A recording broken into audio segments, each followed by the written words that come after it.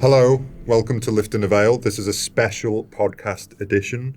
You know me already, I'm David Valgello. You also know Ryan Hill. And this week we're going to be talking to James Lowe. Yeah, our beautiful games director.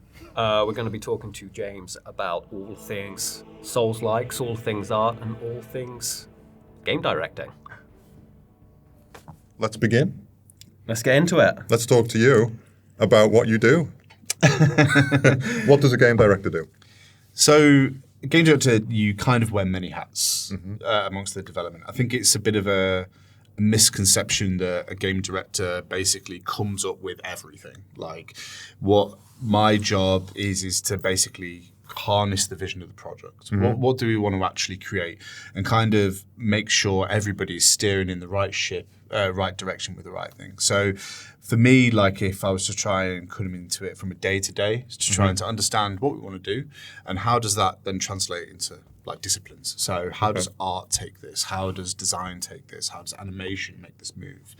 So for me, it's really getting everyone together, making sure they understand the vision, walking the vision forward, and then actually, finding those interesting bumps along the way to make something pretty cool, I would say. Okay. So a game director directs the game. Yeah. Shocking. That's what we're saying.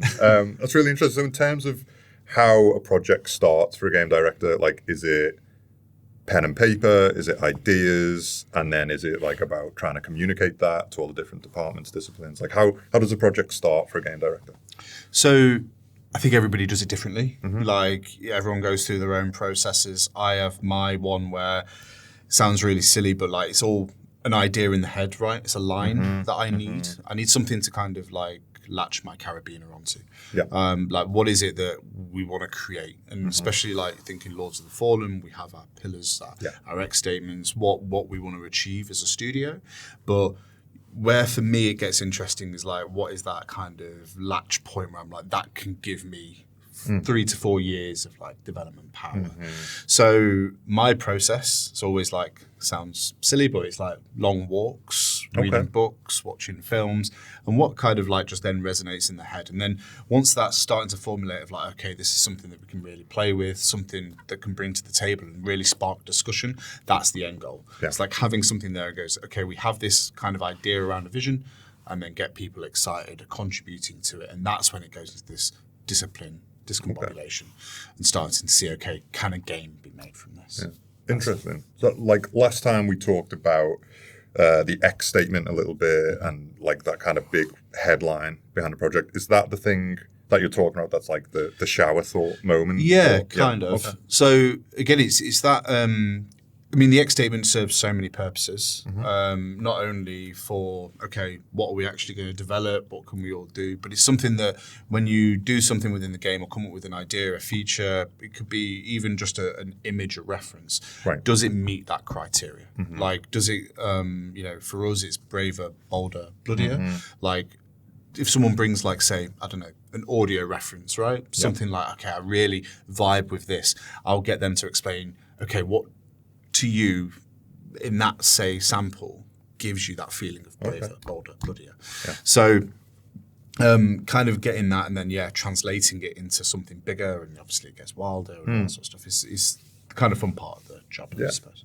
And how, just to cut in. Please do. Because there's both of us on this show. Who said that? How, just going back to bolder, braver, bloodier. If you could just talk on how you came up with that, and when did you know it was right, and how important was it that it was alliterative? How important was it alliterative? I think that was the happy accident, so I won't take credit for that. When did I know it was right? I think it's a moment where you play your own game and you go, okay, is this meeting what I perceive this to be? And like separating braver, bolder, bloodier, those words genuinely came in different avenues of the kind of ideation of it. So it's like, okay, looking back at 23, does this feel like, as a studio, is this a mentality? Are we braver with this? Are we actually pushing ourselves to do something a bit different, to push not try and like go, we're going to push the genre forward, but are we pushing ourselves more than anything? And then does that translate into what we're putting into the game? Boulder, I think, is then just attached to that in terms of, oh yeah, okay, this feels like we're doing something different. We're not, we don't mind going, press it what I would call the fuck it button and go, this might be a bit out there. Fuck it, let's go for it. Yeah. And then the Bloodier, it's like, this is what we want to see. Like, this is what I feel Dark Fantasy fans of Souls-likes want more blood. They want more gore. They want it to be a bit more crazy across the board. So coming up with that, it kind of comes into itself just by experience, the thing that you're trying to create, and then fits in. And that's where we really benchmark everything we do against that and continually do it. If there's a feature that someone brings up now, it's like, does it meet these 3 criteria? And if it's a yes, fantastic. If it's a no, ask why not, and then put it on the floor. It's absolutely fine. So, yeah, the X statement there is our kind of development mantra as well as the project mantra. It's probably the answer there. You go. Your turn. My turn? Yeah. For sure? Yeah. For sure? Yeah. I was actually going to ask you a question because I was just going to say, well, I was going to bring you into it, Ryan. So that sounds like it's really important for brand and marketing as well, right? Like that braver, bolder, bloodier mantra must really help you with the things that you're kind of working with in terms of brands and how we communicate the game to the audience. Yeah, absolutely. I think those are 3 words that are very fun to work with. If you take a trailer or a piece of key art or a screenshot, to go braver, bolder, bloodier, I think they're very precise words. Yeah. Bloodier, it can't be interpreted in too many ways. You very much look at, one trailer to another and ask yourself, is it bloodier? And I think anyone who plays these games wants bloodier, absolutely. So, yeah, I think those 3 words are really going to help define and inform the marketing strategy and the brand strategy as well. Yeah. It's escalation, though, right, as well. It's like braver, bolder, bloodier, it gets bigger and bigger and bigger. Like, it's pushing, and I think that's also something that's quite fun to play with, like across, disciplines. And also, to even like put it there, is that it's rare that you have like a mantra or an X statement that goes across all teams. Yeah. Like, so not only development, but to marketing, to strategy. Like, that's not usual, I would say, in my experience at least. So it's quite fun that we are all singing the same song there, and it's kind of even a challenge, like who out of us all is braver, bolder, bloodier. And as simple as it sounds, I think we've still had to kind of be clear internally what that means, right? Because there's some people, it may mean different things, right, in terms of the braver aspect. And for me, that really ties into, like, what does it mean to make a sequel? So I guess that's my question, is like, for a game director, what is the key challenge of a sequel, right? Because it's the second album, right? It's like... Yeah. This is our Ride the Lightning. Right.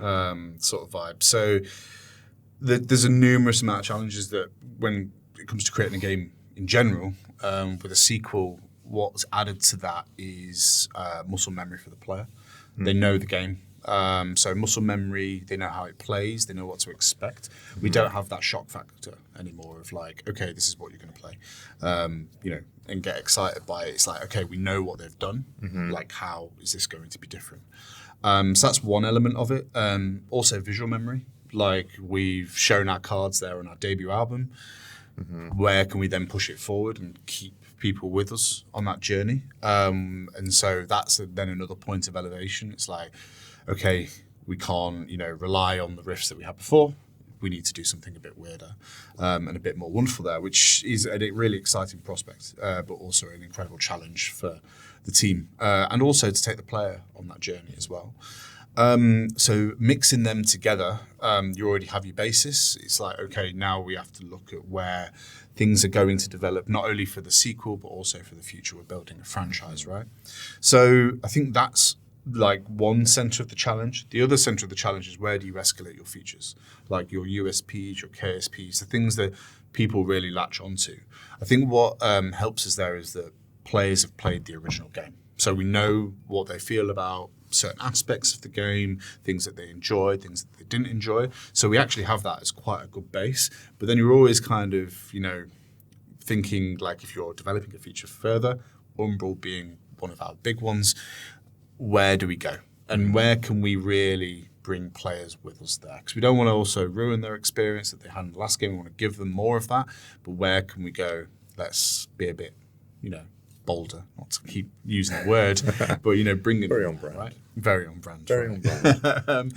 So I think it's a myriad. I think sequels are a real test of development skill as well. You really need to know your craft. You need to be confident also within your craft, and be prepared to make mistakes, even though it's a sequel. Even though you've got that base, mistakes are great. The more mistakes we make in that development, pre-production development cycle, usually holds on to something pretty awesome. You want to go from the top? I want you to take it. Ryan. All right. Okay. I'm stealing your thunder for too long. Well, this is one that I wrote, so I know. There you go. It's going to be great then. Okay. So, James, obviously you've got a strong art background, and more recently you've pivoted into game director. How are you drawing on that background to help define the decisions you need to make in this role? It's a really good question. I think to first start, I think the path to game director is a weird one. I think people arrive at this space in different ways, and I'm quite obviously I'm very reminiscent and happy about my art background. I still love that part of the craft, but bringing it into a position like this where it's a lot more holistic has definitely got its challenges. But where I find my art background really helps me is it actually hones me in to a particular style of making a decision. So for me, everything is always about mood and player. And I think that's really I think sometimes in lighting, I think in environmental storytelling, and that always leads me back to the player feeling. So using that, when I think of, dressing environments in my past, with other games, it's I'm thinking, if a player sees this, will they get it? Will they get the story I'm trying to tell them? It's blowing that up to a monumental level. So having that in my head, it's always okay, are they going to feel the mood? Are they going to get into this? Does this feel like it should be a combat space? Should this be a place where the player is alone? It gives me that kind of journey, which is it's a weird thing to think about and try and explain, because it feels to me like it's just a natural thing now. But that's where I really lean on my art experience. Obviously, it's never fun for any art director that works with me, because I have my opinions there. But also what I find is when working with other directors and other disciplines is that I love them to challenge me with their vision of it as well. Especially art direction, which I'm incredibly critical of, but I love it when they're challenging my visual eye, because they know I can play in that space quite comfortably. But so to answer it in a short way, I rely on it a hell of a lot. And I think being able to think of that kind of player on the ground experience is really, really helpful for me to make the right decisions at the right time. What are the kind of things that influence you? Because I know you're a big movie buff, you're wearing a Knock Loose t-shirt, and what you said earlier about your inspiration and where things come from. It sounds like you pull from a wider pool than just games, right? Yeah, massively. I think I'm quite lucky that I've got a bit of a visual library in my head that I've been building since I was a kid. My dad exposed me to, films and TV and manga and comics, things that I probably shouldn't have been looking at that age, but it kind of started to build these kind of worlds in my head. Mm-hmm. And so I've tried to carry that through with everything I approach. So it can be watching, short film. It can also be just going to a theatre, watching a play, could be reading books, could also just be seeing life kind of go by as well. I'm a notorious for going to a coffee shop and just drinking a coffee, listening to some music, and then just seeing the world pass me by. Yeah. When I kind of hone it into what I'm working on, especially with Lords, I do love music. I'm a big crate digger.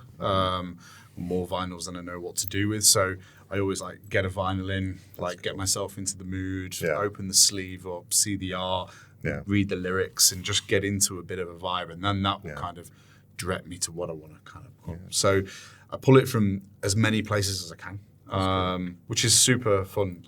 Being in a game direction position, one day you could be talking about audio, one day is art, another day is design. So being able to get those references has been really, really cool. And I know you're from Derby in the UK, and I think you you found that really helped you understand Umbral and that world. Like, okay. Okay, juicy question. How is the art evolving from Lords of the Fallen 2023 to the next one? It's a really good question. I will answer this in a very, very political way, so I don't get in trouble. So I think the Lords 23 is definitely the dark fantasy base, and we're even starting to see that like now that influence like bleed into other media, which is really cool. But that's only the starting pitch for us. So where we've decided to go is kind of build out Axiom horizontally, like giving more breadth to the world. It's a massive world that players do not know yet. So within the next installment, we're looking at introducing new elements that players haven't seen. Our take on some elements of dark fantasy that I don't think anybody's seen before.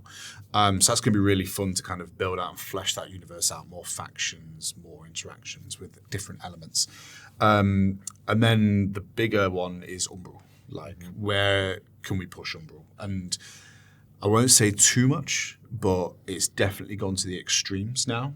And I think players are going to be shocked at how heavy metal Umbral has gone.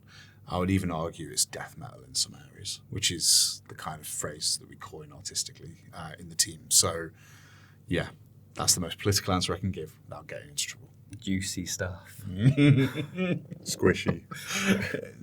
Yeah, that's a good word. Squelchy. Squelchy is a good word. Yeah. Yes. Awesome. In terms of like that evolution from 23 to the next game, I know you've been huge on making sure that we didn't, give up on Lords 23 and that we delivered what we promised with it. And I think that culminated in the 2.0 update. Has what the team went through to get to 2.0 helped with the momentum towards the next game? Good question. Yeah. It's a very good one. Yes, 100%. I think it's a rare point in like a game cycle where you see so much going into the post-launch of a game. Arguably, so much effort you could even say it's like verging on live service from the team and from everybody involved. So that is like translated into, obviously we're in a production schedule right now with the next game. Seeing that happen, it was a really good syringe into the backside of like, okay, we're seeing all of this come in. Let's see what we can now bring over and even push even farther. So for me, 2.0 coming up when it did and having the reception it did just gave us so much more confidence in what we're building and knowing that we're going not only in the right direction, but pushing far beyond what 2.0 has done. Awesome. Probably not your first syringe to the backside, but we'll save that for another pod. We'll save that for the After Dark edition. Let's talk about Souls likes. Yeah. Okay. Not to make it feel too staged, but when did your love of the Souls like begin?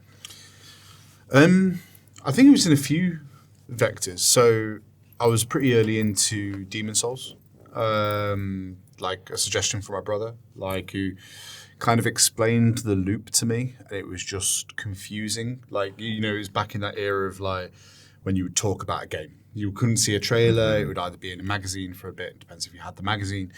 I remember he was just talking to me about what you did in it and the stamina and the die retry, and I just went, I think that sounds like the shittest game ever. Like, I don't get it. I do not understand. That's completely the opposite. I've read it. Really? I don't pre-order many games, but I had the original Demon Souls on pre-order back in 2008 or whatever it was. Yeah. So I reckon I must have like a first edition of that game. That would be super cool.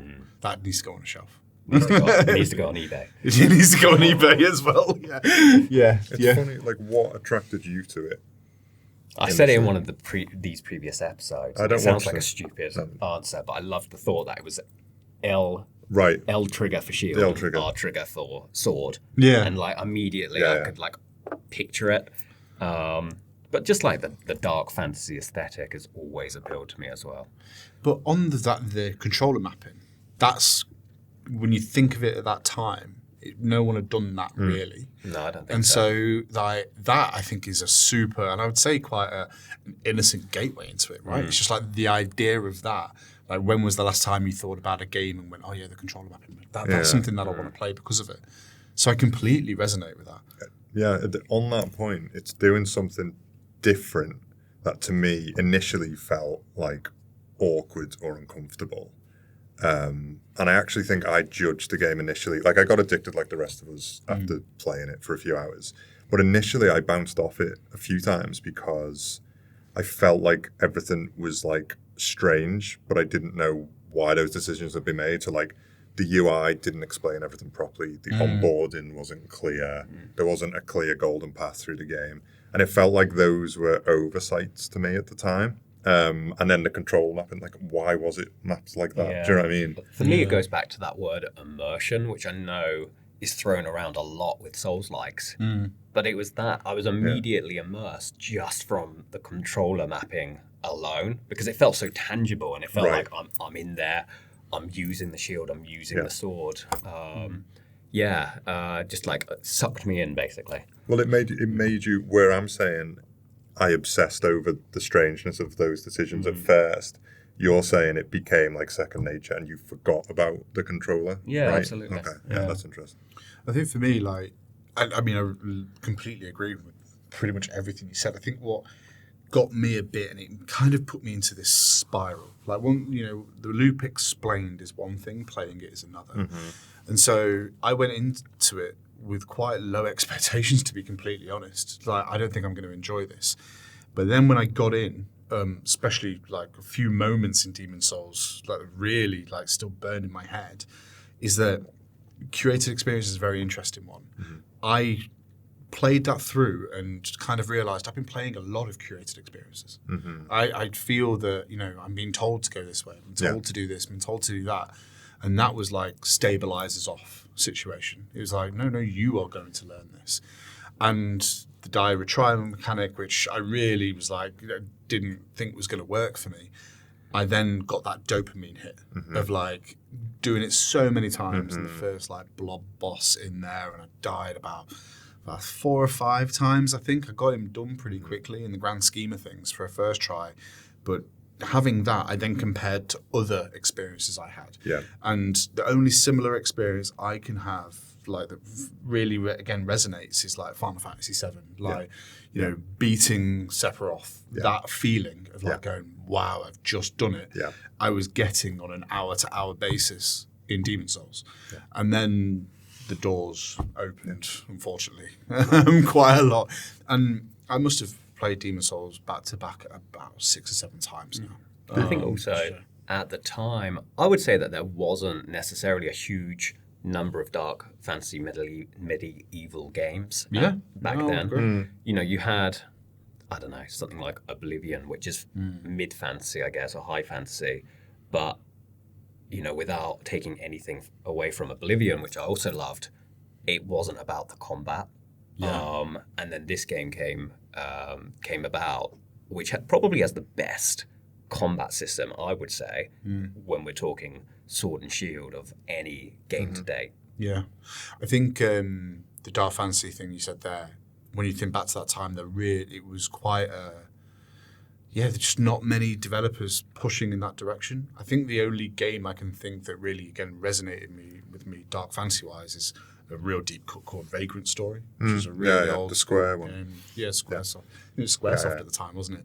And that was like peak dark fantasy to me then. Yeah. And then Demon Souls comes out. Yeah. And then it's like, whoa, okay, we're back. Yeah. And it's something I didn't realise I missed. Like, I love dark fantasy from books to films to lots of mediums, but I didn't realise I had a massive gap with it within gaming. And now seeing obviously where that's gone, and even where we are now, like being able to contribute to the genre, I still feel this is as alive now as it was back then, if not getting bigger and bigger and bigger. Yeah, and I think FromSoft had their roots in that way back, right? With like, was it Kingsfield? Yeah, I think. And at the time, I was playing Death Trap Dungeon, stuff like that, which was just like PS1 era, dark fantasy, sword shields, medieval, and I think that's like an evergreen thing, just as much as like zombies or sci-fi or whatever you want to pick. I think dark fantasy medieval is always going to be something people want to play, I think, and watch. Like you look at things like Game of Thrones the past few years. I think, that kind of mature, taking it very seriously, dark fantasy world building is just, compelling, and it always will be. So Souls-likes obviously have a very specific art aesthetic. What is it that you think as an art director, why does that resonate with so many people? I think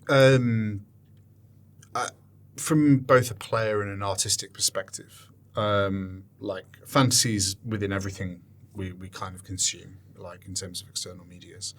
And what gets me about dark fantasy is that it's that 18 plus fantasy. It's not, it's not Warcraft. It's not happy. Whatever happens if you want to put a dark fantasy lens on something, whatever happens in the world, to make it dark fantasy, it's got to be 10 times worse. If you stub your toe in a fantasy world, you just go, ow. If you stub your toe in a dark fantasy world, your foot's come off. And that I love. And that bringing that like into an artistic way of telling that story of like, this is how grim dark this world is. It's just something that I think is always fun for players to explore and anybody to explore when kind of consuming it. So for me, when you approach that artistically, it's like another layer of detail that's required for dark fantasy to land. Like dark fantasy worlds aren't clean. Like if you're playing something and it looks like, the cleaner's bin and, everything's sanitized, you're just automatically broken and just taken away from that world experience. So really pushing that artistically is a lot of fun. I think you touched on something. Yeah, I think something you mentioned then is key. So I've said it before to you guys, I think, but when I go to see a horror or an action film, like one that's been marketed as a brutal action film, and then I see it's a 15, my heart sinks because it's clear to me they're going to be pulling punches. And as an adult, I want to play something. If there's a entertainment medium that's specifically directed towards adults, I think it should be an adult experience. And weird comparison. So I started watching the original RoboCop this week. Okay. And For the first time. No, I saw it as a kid. Right. I haven't watched it since. And I couldn't believe how adult it was. The shotgun scene. Yeah, absolutely. And I think we've lost that in cinema to an extent. I could not agree more. It's gritty and dirty and grounded. I think you look back to a lot of those films of those time, and even like not even film, but like Heavy Metal magazine and stuff. Yeah. Like it was always like pushing that one step beyond. Yeah. That you felt like, wow, I've not seen this before. RoboCop's a fantastic reference for that. Yeah. Think of like Predator. Like when you see the bodies hanging in the trees and they're fully skinned and you're like, whoa, I did not think this film was going to be this. It's that shock or awe moment that I do think we have lost a bit. I mean, if you wanted to bring it like, because I'm fully with you. Like I sign on to an R-rated film, I go and it's not R-rated. And I'm like, I was hoping for X experience today. And I didn't get that. You look at some places that they are pushing it. Sounds weird, but like Deadpool, like did so well because it didn't pull anything. It was like, this is rough. I want to see Wolverine put his claws through someone's heads. I just want to see that happen. I don't. That's what I always dreamt of in the comics. It's what I filled in between the panels. And I think that's where like we're starting this journey now, right? It's like these are the things that we would want as like fans of those genres and even as players. So let's take them on that journey. And I think we're definitely starting that now with the next installment. And I cannot wait to see where it will go in the future.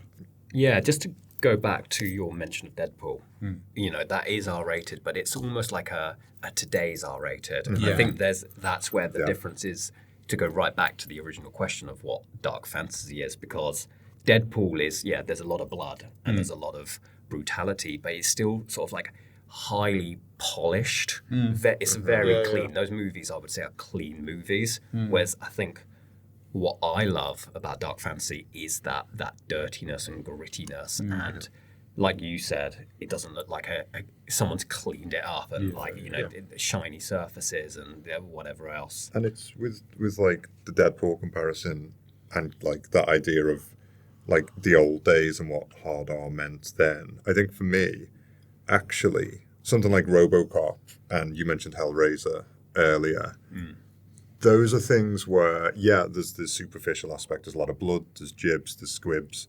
But I think there's something much more emotional and deep about those things. Like Hellraiser in particular is about, an affair and about betrayal and about feeding on people's emotions as much as their flesh. I think RoboCop is about law, order, justice or injustice and punishment and salvation and all these core themes. I think that's what, bringing it back to Lords, I think that's one of the things where with this next game we really want to make sure that the themes are mature as well as the violence. So I think that's what's really cool to see you guys working on is making sure that we stick to landing as an adult game across the board, not just, popping heads off. Maybe you can touch on that, James. So, we can confirm that the next Lords will be R-rated, but how is that defining the art style, the gameplay, and everything else? So, what the kind of mantra within, like, let's say what brutality is to us. That's where we kind of started on the journey from the last game to now this game. So for me, and the team pushes me on this, which I think is awesome, is that to get a layer of brutality, like, it's all about the word visceral for me. And I know you love it when I use that word because I use it everywhere. Like, brutality to me isn't just like slicing someone's head off clean. It's the struggle. It's like you go to slice, you hit the bone, you have to force your way through it a bit more, and then you actually get the decapitation. And that's where I think we're playing. It's like our player isn't like some super powerful hero with godlike powers.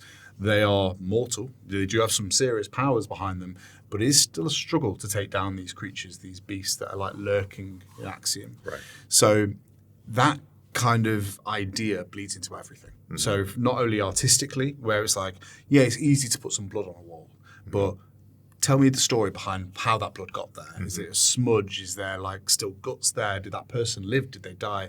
So you have that layer of kind of brutality and kind of darkness within it. But then when the motion of the player, that struggle to kill, like, you've earned it, you feel like you've actually physically gone through that element, is really, really interesting. And then putting that into the player moment-to-moment experience. How do our systems also support this? Like Souls-likes and brutality, it's all risk and reward. It's like, how do you push the player to make those decisions? And that is brutal within itself. So when you start to like mix this into this weird bloody soup that we have that smells a bit off, like, you start to come out with some really interesting elements, and seeing players eventually go through that is going to be really fun. How far they go into that world is going to be an interesting challenge. So you touched on environmental storytelling here. I'm going to steal one of your questions because it's a good one. Outrageous. So how do you approach crafting a world that tells a story without dialogue? So there's definitely obviously an art to this, surprisingly enough. For me, there's kind of two layers of environmental storytelling. There's the obvious one, where it's like, I need to go here. And that's what we have to do anyway. We always need to think of how the player gets to another location. Where I think we do something quite fun, and where I'd say Souls-like do some elements that are quite fun, is we tell a player a bit of the story. We don't tell them the full thing. We let them create their fantasy of what happens. So if it's a statue and it's like a bit defaced, the questions I want to give the player or get them to ask is like, who is that? Why are they there? They must have been important because they've got a statue, they've got this, they've got that. Let's give them these little threads to then create their own fantasy. Bringing that into an artistic thing is like, it's all about this, just another layer of detail. Another layer of detail, but then also being able to pull it back and have those ambiguities within those pieces. A reference I always go back to for environmental storytelling that I feel is the strongest is Fallout. They, even from the earliest Fallouts, from 1 and 2, I always looked at them and you'd find this interesting story. There's a skeleton, it's on a deck chair, it's got some bleach next to it, and you're like, that's the easiest story. Like, there was obviously an apocalypse, it went too far, they had enough, and then drank some bleach and never moved from that deck chair. That's 3 assets, and I've got a full fantasy from a top-down experience. So taking something like that with now what we can do, obviously, within Unreal and obviously our artistic approaches, really gives us a lot of blue ocean to tell some wild stories and let the player create their own fantasies. So, yeah, a lot of fun there. So a bit more low lore. What's your favourite Souls-like world? It's a really difficult one. As a world, I would say Elden Ring was pretty out there for me. And what blows me away with Elden Ring still now is the depth of the world. It's never surface level. There's always something beneath. There's that moment where literally the world cracks open and you go underground and it's an entirely new experience and it's just something you never expected. And that shows the real kind of credibility of that world. With the Souls-like world building, the environmental storytelling we're talking about, one thing that's kind of occurred to me now is like in games we're traditionally used to like curated experiences where you're like stepping a player through a space and you can kind of be quite intentional with what you show them, what you tell them. Mm-hmm. But the Souls-like, it's very open, right? You kind of go in and you wander around and like the player is the editor of the story in a way because they discover things at their pace. Mm-hmm. Does that present a lot of challenges as a game director and as a development team? Massively, but I think that's what we all love about Souls-likes from a development perspective is that we're not hand-holding the player through the experience. And we need to design our experience, like you said, for them to engage at their own pace, but also not to engage at all. Mm-hmm. So it kind of gives different levels of priorities to certain elements of the game. I think when it comes to challenges is where, there is a certain beat that you really want them to take away. Mm-hmm. And sometimes doing that in a Souls-like feels like you're funneling the player into essentially a corner, and that's not what we want to do. I like player agency. I like them to make their own choices. I like them to challenge the design. So I think looking at that as a challenge is good, but I also look at it as an opportunity to then find something out about the experience, right? Someone could engage with, say, an NPC in a way that we didn't expect, and then they pull an entire story and an area of curiosity. You're not going to get that with a curated experience. Right. What's one common or prevailing Souls-like feature that you think could do with a shake-up? Okay, this is some hot take stuff.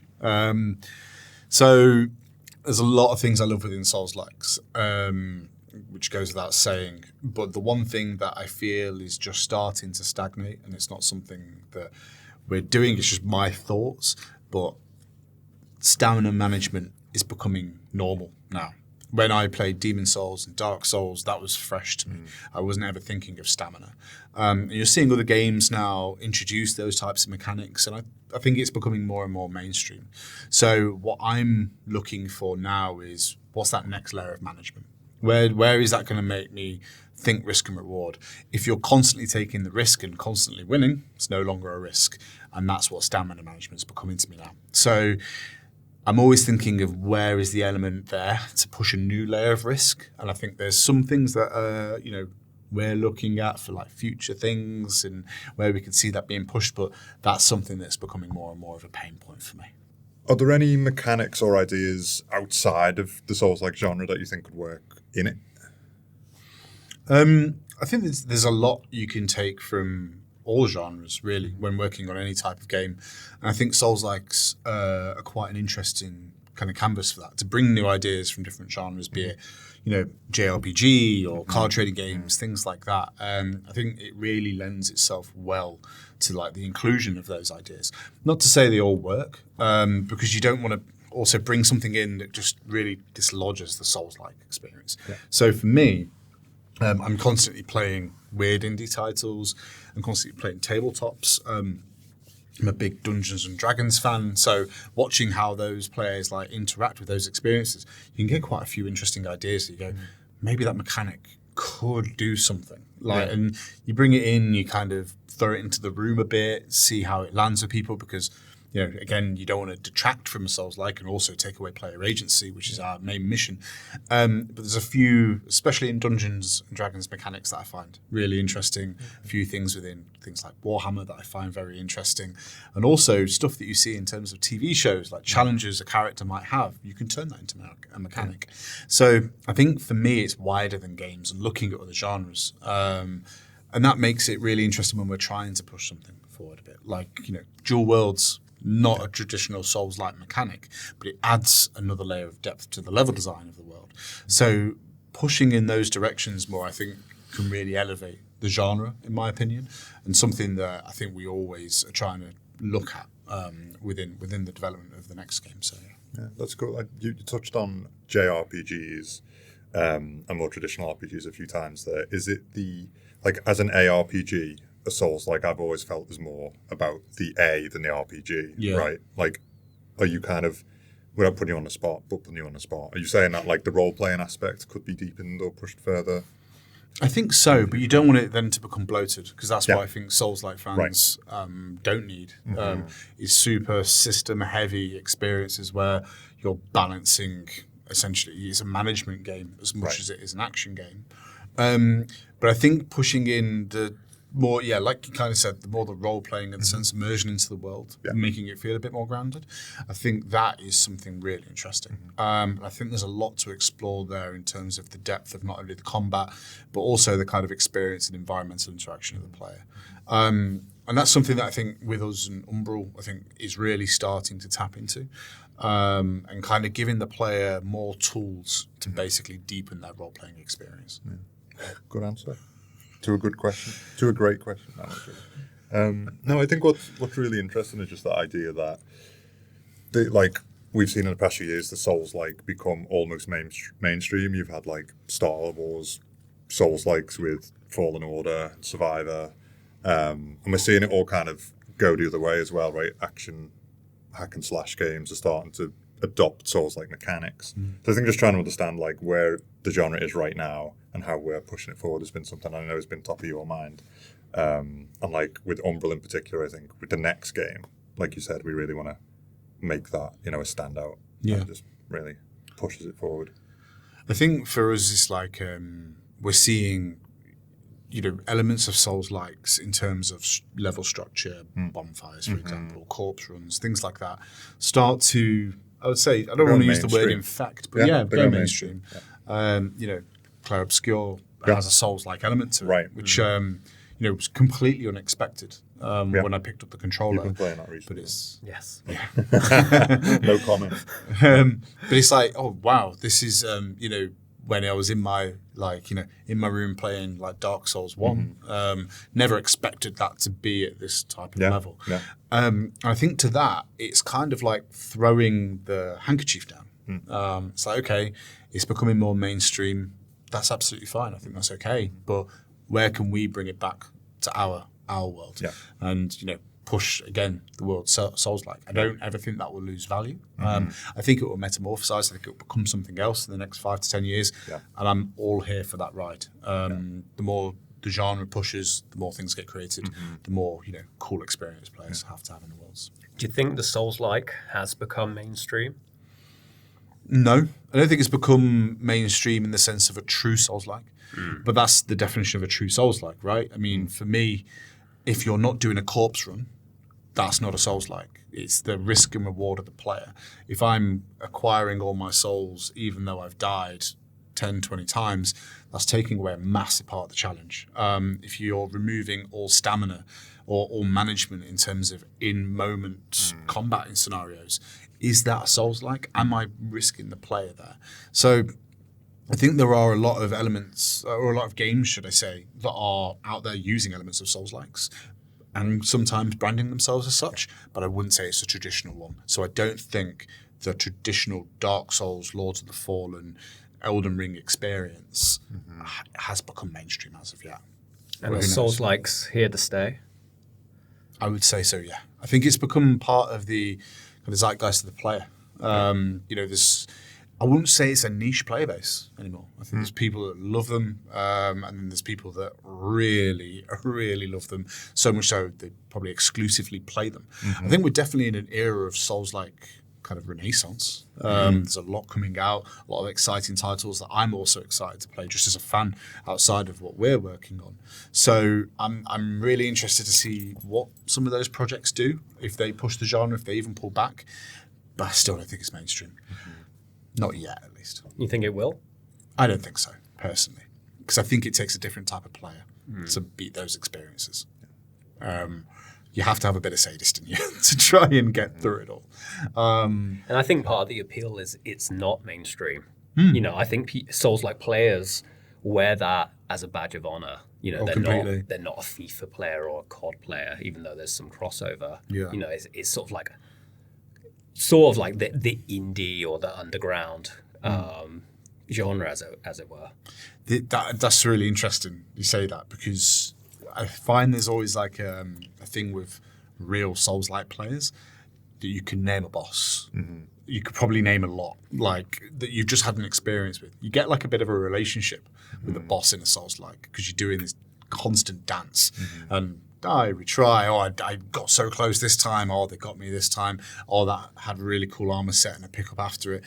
You couldn't do that with a lot of games. Well, you meet a lot of people, like hardcore Souls-like players, and they're so passionate about it that they often have tattoos of, you know, elements from their favorite game. And I was going to say that, you know, you wouldn't necessarily meet people with a COD tattoo, but actually, I just remembered. Yeah, multiple COD tattoos. Right? Yeah, but to be clear, I did work on COD, so I've got they're a bit of a badge of honor. I've also got a Master Sword, Hyrulean Shield, some Navis. Look like you're going to show us something else then. Yeah, not for this episode. Yeah, so now and some Dreamcast tattoos that show my age. Quake. I'm a whole mystery tour. I thought they were Soul Reaver tattoos. Those? Yeah. Yeah, someone said they thought I was just a big fan of the Saw movies, you know, where the little clown. Yeah. There's a generational divide there, clearly. But yeah. I think tattoos are a good segue, actually. So, turns to camera. Bit of an announcement. So, Lords of the Fallen will be storming Gamescom this year with our very own tattoo studio. And I think we can talk a bit about the correlation between tattoos and Souls-likes, because I think there's strong parity there. Yeah, we've talked about this, you know, at a basic level, like tattoos and Souls-likes are about suffering, right, and getting hopefully better. Depends on the quality of the tattoo, obviously. But I think the idea of like pain for art and pain, there's like a whole thing there, and repetition as well, right? It's patience and stamina, right? You're talking about stamina. This is great. When I get tattooed, my stamina bar goes like that, like pretty quickly nowadays. But yeah, what's your thoughts? Like, you're obviously pretty covered too. Yeah, I've definitely got a couple. I think for me, I really agree with this kind of rinse and repeat thing. Like, in the moment, you're getting excited. It's like a boss run. You're getting excited. You think you're going to do it. Then you sit down, and then you think, "Why am I doing this to myself?" Right. And I think it's that kind of dopamine hit of walking away and going, "Oh yeah, I did that." You know what I mean? And I think, like, I know for a lot of mine, I think I've got a good pain tolerance in some areas of the body, not so much. But I think it does have like quite a nice marriage there. It's not saying that you need to get a tattoo to like a soul suit. Please don't do that. But I think there is a lot there. I think there's also an element of just commitment to the world, right? You know, you're committed to getting this done. It's going to be on you, unless you want to pay a lot to get it removed or do something there. But that's how I approach the Souls-like. I don't just ever sit down and just go, I'm going to play this for 10 minutes. Yeah. It's like, I'm here for a few hours and I'm going to make a meaningful progression here. And it feels great every time you get it done. And you go. There's just very different ways of doing that as well, both being tattooed and playing a Souls-like. Like, I think with you, very methodical, intentional. With me, I just put my body on a chair and experience pain and see what happens at the end of it. Sometimes I just go in and let the artist decide, or I just throw caution to the wind and see what comes out the other side. That's a tactic for Souls-likes too. Sometimes it works, more often than not it doesn't. And then you've got your own style and thing. Yeah, absolutely. Well, I was going to say with Souls-likes, I don't think you ever sit down to play a Souls-like and think, I'm about to have a load of fun. It's not like playing on Mario Kart where, you're in it. You're there to have fun. This is like a grueling there's a grueling time. You have to ahead. prepare for it as well. You have to plan Yeah, and prepare for absolutely. it. Yeah, and it's not only the stamina of your character, but also your own stamina as well. And it's something that you just there's no way around it. There are no cheats to a Souls-like. There's no sort of like easy way of doing it. There's no numbing cream. I still swear by numbing cream. It doesn't take away whatsoever. No judgment. That's like my Estus flare. We're fantastic right now. This is great. But yeah, but you keep coming back again and again and again, even though you know that 90% of a Souls-like is harrowing and like just awful. But that's why you love it. It's that sense of suffering in order to get that feeling of achievement at the end and walk away and have, it leaves its scar, but that scar is a badge of honor at the end of it. Yeah. So yeah, strong parity, I think. And I think that's why when you brought up the idea of a tattoo, set up at Gamescom, it actually made a lot of sense, right? It's not just like a gimmicky thing, like, aren't tattoos cool? It's actually like a nice correlation there, like we've just talked about, where it's quite personal, it's impactful, it changes you, and we really want to have that. It's almost like having a Souls-like experience live on your flesh at Gamescom, right? Yep. That's kind of the creative vision I think you had, and I think it's cool. Well, I think there's no coincidence either that all three of us are huge Souls-like fans, and all three of us are covered, some more than others, in tattoos. Yeah. With more to come, most likely. Yeah, at next Gamescom, months. no doubt. Yeah.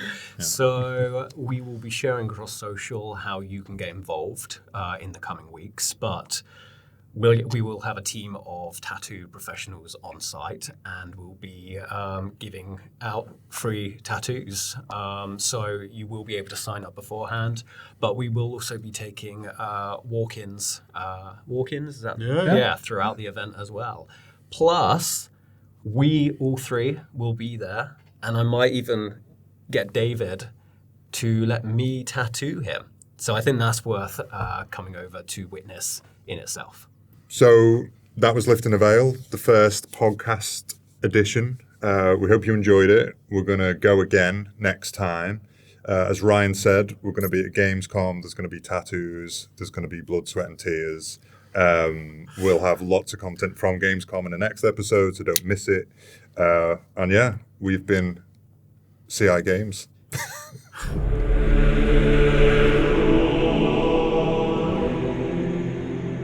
So it's time for Under the Lamplight. This is the section of the show where we ask, or rather answer, your questions. So question number 1 comes from Isaac Firewalker 763, and they ask, will there be better character model animations for when you are not in combat in the next Lords?